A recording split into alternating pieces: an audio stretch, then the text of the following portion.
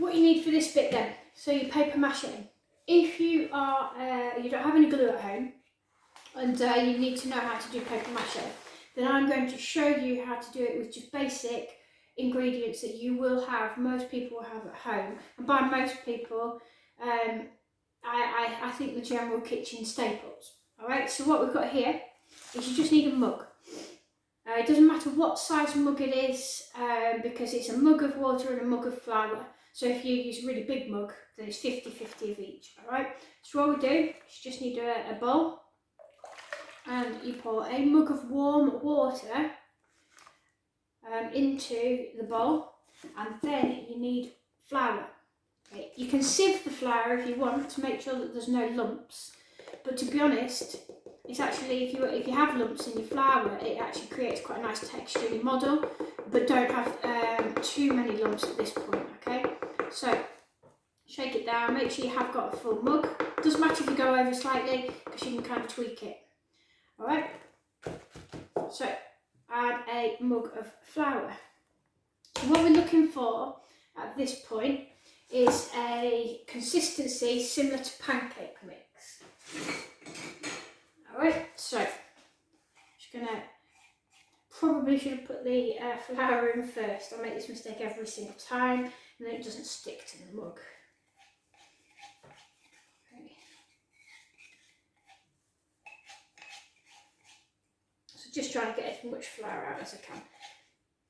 Alright, I'm going to keep this mug to one side because I might need to add more. And I'm going to keep flour to one side as well. Now, this is the quite important bit. You also need to add some salt.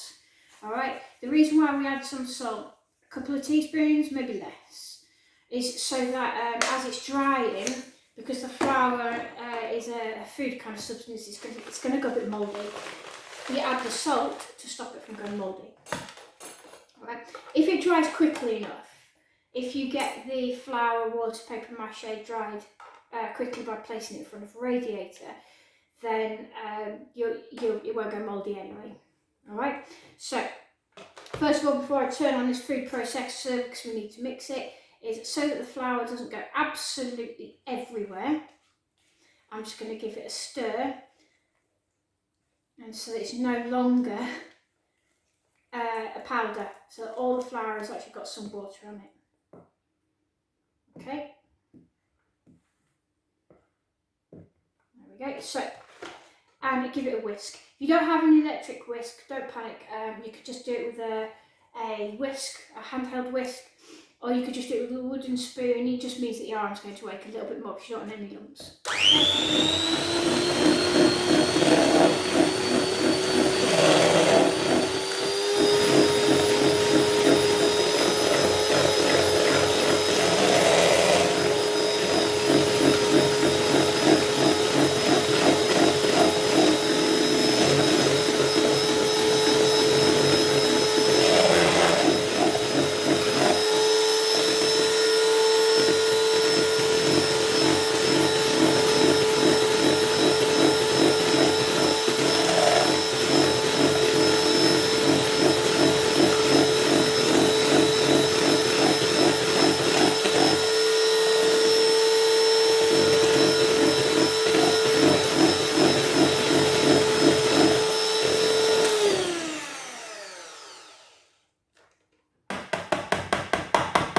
So I will just give that a stir. Make sure, okay, pick it up, make sure there's no lumps in it. Okay, happy with that. What is also good to have at this point is a bowl of water now.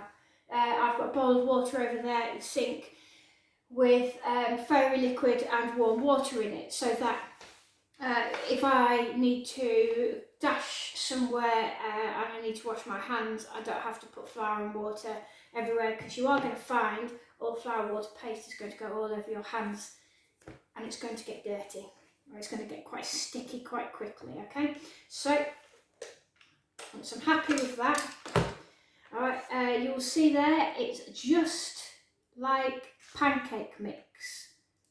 Okay, you can make that a bit thicker if you want. Alright, it's if you think your pancake mix needs to be a bit thicker than that, you only need to add in some more flour.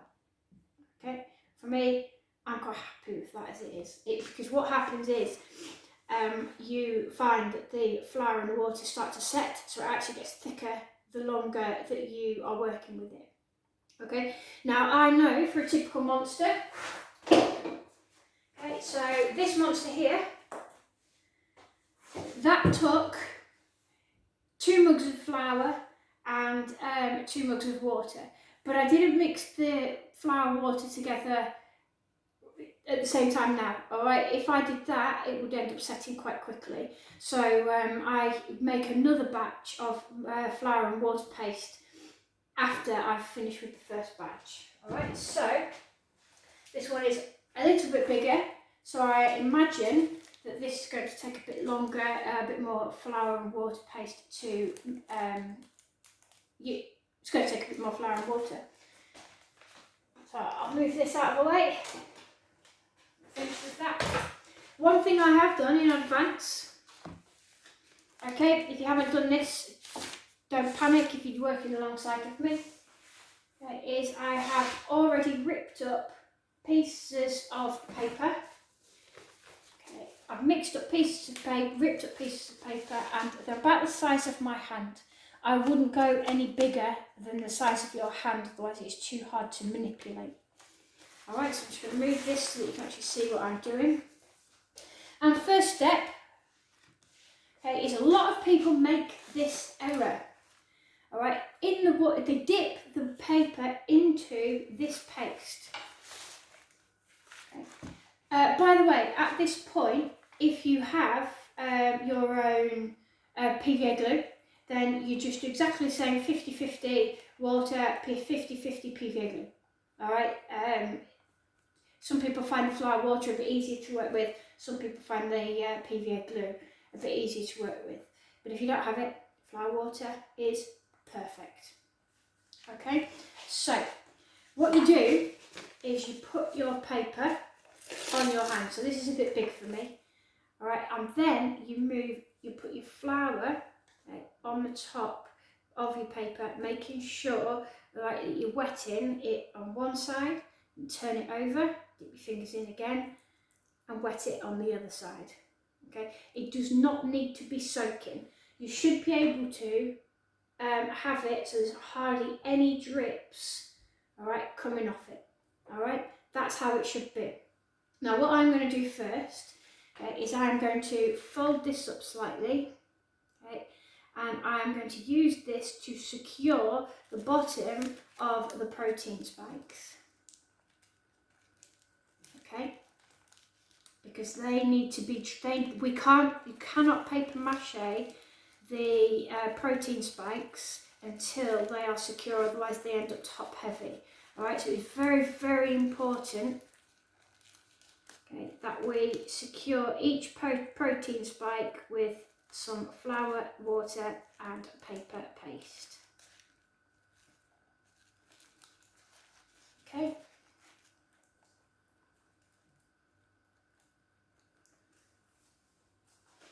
I'll move that out of the way a bit so you can see a bit more of the monster.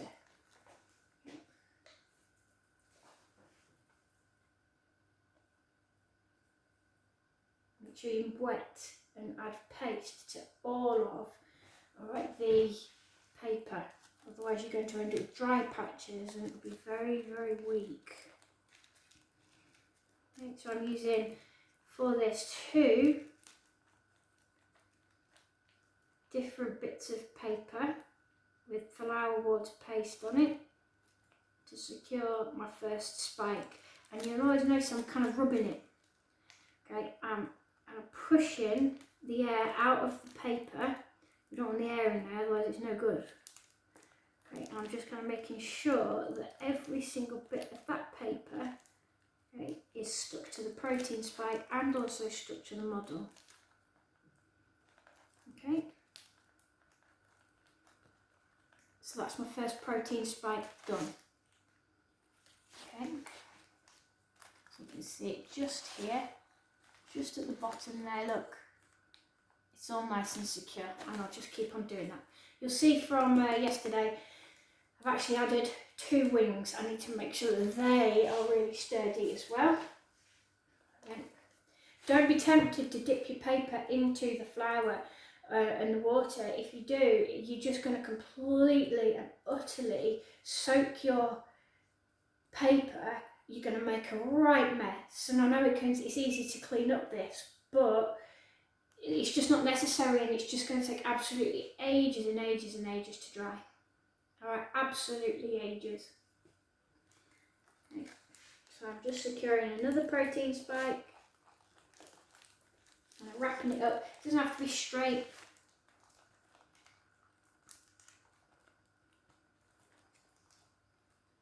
Take your time with these. If these protein spikes wobble, they don't dry properly, alright, then when it comes to painting, it's not going to be very secure at all. It won't be rock hard like mine is.